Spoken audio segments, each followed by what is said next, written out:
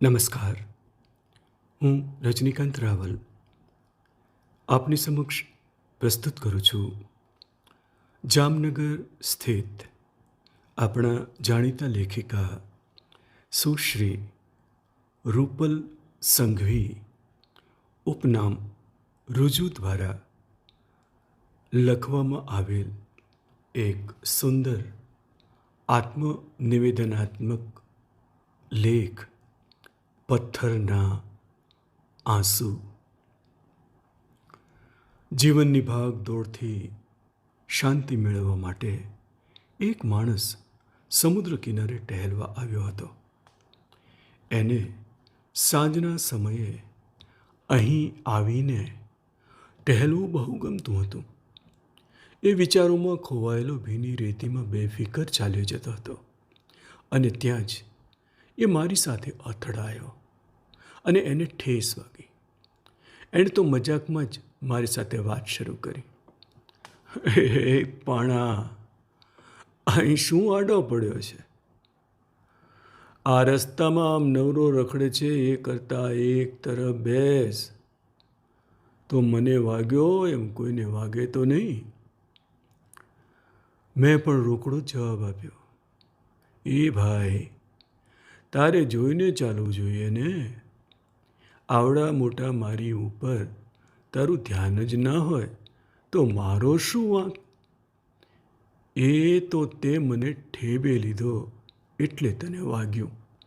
બાકી હું તો માણસને દરેક પ્રકારે ઉપયોગી છું. એણે કહ્યું, તું તો પથ્થર.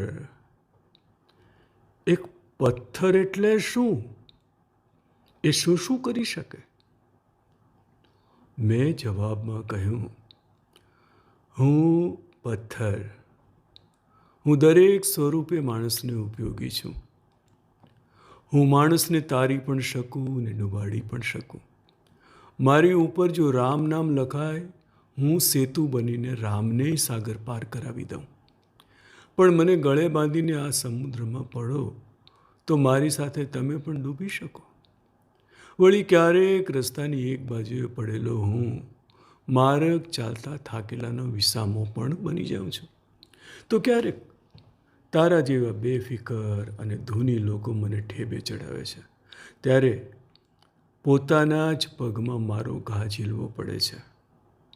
મહત્ત્વ એ વાતનું છે કે મારા જેવી વસ્તુનો ઉપયોગ તમે કઈ રીતે કરો છો અથવા તો તમારે મન મારું શું મહત્ત્વ છે. હું આમ તો જડ વસ્તુ છું. માનવીય લાગણીઓ સાથે સહેજે મેળ નથી. પણ હું શ્રદ્ધા કે આસ્થા સાથે માનવીય લાગણીઓથી જોડાયેલો છું. જ્યારે માણસ જીવન સફરના અતિ કપરા વળાંકે આવી જાય છે અને કોઈ માર્ગ ન મળે ત્યારે એ શ્રદ્ધા કે આસ્થાના માર્ગે વળીને પથ્થર એટલા દેવ પૂજે એમ કહેવાય છે. એ તો મારું પણ ભાગ્ય હોય છે કે હું કયા સ્વરૂપે માણસના જીવનમાં સ્થાન પામું છું. કોઈ પથ્થર પ્રતિમા તો કોઈ ઓરસીઓ બનીને મંદિરમાં સ્થાન પામે છે. કોઈ ખાંડણીઓ કે ઘંટી બનીને ગૃહિણીના ઘરમાં વસે છે તો કોઈ ખરલ બની ઔષધાલયમાં રહે છે. તમે માનો છો કે પ્રતિમા બને એ પથ્થર ભાગ્યશાળી છે કે જીવનભર પૂજાશે? પણ એ પથ્થર એટલે કે હું એમ જ ભગવાન નથી બની જતો. મારે ટાંકણા અને હથોડીના ઘાવ સેવા પડે છે ત્યારે હું પ્રતિમા બનું છું. જ્યારે ઓરસીઓ, ખાંડણીઓ, ઘંટી કે ખરલ પણ પહેલાં ટાંકણા હથોડીના ઘા સહીને જ ઘડાય છે અને પછી પણ જીવનભર જાતને જાતથી ઘસાવવું પડે છે. છેક ત્યારે હું તમને દરેક પ્રકારે ઉપયોગી બનું છું. પણ મારું જીવન આમ જુઓ તો શ્રદ્ધા, સહિષ્ણુતા અને સહકાર શીખવે છે. એ મંદિરમાં પ્રતિમા સ્વરૂપે હું તમારા મુશ્કેલ સમયમાં મનની શાંતિ આપીને તમારી શ્રદ્ધાને ફળીભૂત કરું છું ત્યારે ભગવાન કહેવાઉં છું. બીજું, હું ટાંકણાના માર સહન કરીને શીખવું છું કે ઘડાવા માટે સહન કરવું પડે, પછી એ માણસ હોય કે પથ્થર. એમ છતાંય દરેક પ્રકારે ઉપયોગી બનવા માટે જાતને ઘસવી પડે, તૂટતા સુધી ઘસાવવું પડે.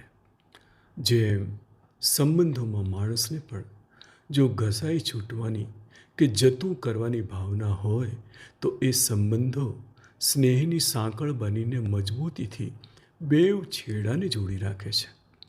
જેમ પાયાનો પથ્થર પોતે ધરતીમાં ધરબાઈને સંબંધોની ઇમારતને મજબૂત બનાવે છે, એમ દિવાલનો પથ્થર પણ સંજોગોની બદલાતી મોસમમાં તમને રક્ષણ આપે છે.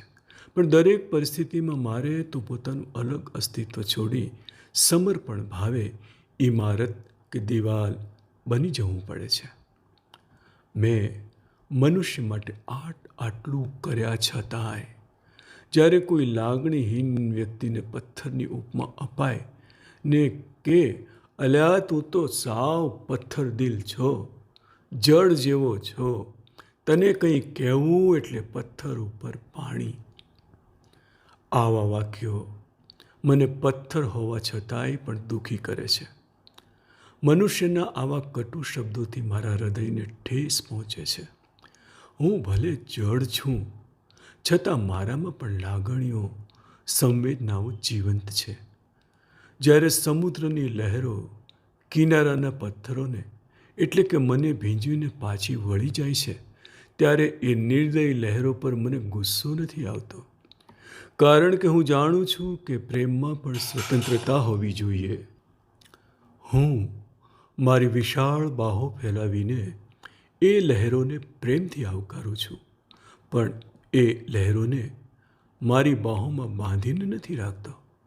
બસ એના પ્રેમમાં ભીંજાઈને જ હું પ્રેમ પામ્યાનો સંતોષ રાખું છું. હજુ મનુષ્ય સાથેનો મારો વાર્તાલાપ ચાલતો જ હતો કે આ શું? એક જોરદાર ભરતીમાં સમુદ્રમાંથી આવતી લહેરો સાથે એક વૃદ્ધાનો મૃતદેહ કિનારે આવી પડ્યો. લોકોની ભીડ એકાએક એ તરફ વળી. બધા પોતાના મોબાઈલમાં વિડીયો અને ફોટાઓ લેવા લાગ્યા. પોલીસે આવીને એ વૃદ્ધાનો મૃતદેહ તપાસ માટે હોસ્પિટલ મોકલાવ્યો. ભીડ ફરી વિખરાઈ ગઈ. હું બહુ દુઃખી હતો. ત્યાં જ મનુષ્યએ ત્યાં એક ગાંઠ વાળેલો રૂમાલ જોયો. એણે એ રૂમાલ ખોલીને જોયું તો એમાં એક પ્લાસ્ટિકની નાની કોથળી ગળી વાળીને મૂકેલી હતી, જેમાં એક પત્ર હતો. કદાચ એ વૃદ્ધાનો હતો. એ માણસે પત્ર વાંચ્યો અને મને કહ્યું, લે ભાઈ, વધુ એક ઉપમા તારા માટે. અરે, એવું શું લખ્યું છે આમાં? ડોશીએ આત્મહત્યા કરી હતી અને પત્રમાં લખ્યું છે કે દીકરાએ મારીને કાઢી મૂકી હતી. ડોશીએ દીકરાને ઉદ્દેશીને લખ્યું છે કે તારા કરતાં તો પેટે પથરો પાક્યો હોત તો સારું હોત. ત્યાં જ સમુદ્રમાંથી એક મોટું મોજું આવીને મને આખું ભીંજવી ગયું અને મારા આંસુઓની ખારાશ પોતાની સાથે જ વહાવી ગયું. અસ્તુ.